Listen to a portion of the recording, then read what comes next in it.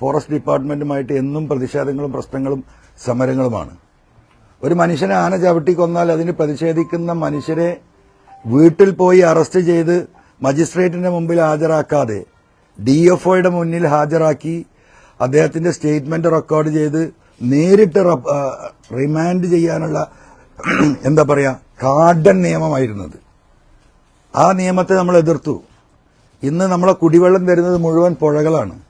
ആ പുഴകൾ ആരംഭിക്കുന്നത് ഒട്ടുമിക്കതും ഫോറസ്റ്റിൽ നിന്നാണ്.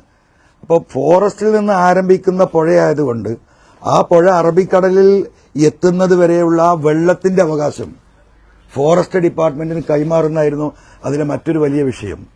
അത് കൈമാറപ്പെട്ടാൽ നമുക്ക് ഇന്നിപ്പോ ഒരാൾക്കും ഒരു തുള്ളി കുടിവെള്ളം എടുക്കാൻ പോലും പുഴയിൽ നിന്ന് സാധിക്കില്ല. ഇവിടുത്തെ ഗ്രാമപഞ്ചായത്തുകളും മുനിസിപ്പാലിറ്റിയും പല സ്ഥലങ്ങളിലും കോർപ്പറേഷൻ ഉൾപ്പെടെ ഉപയോഗിക്കുന്ന വെള്ളം എന്ന് പറഞ്ഞാൽ പുഴകളിലെ വെള്ളമാണ്.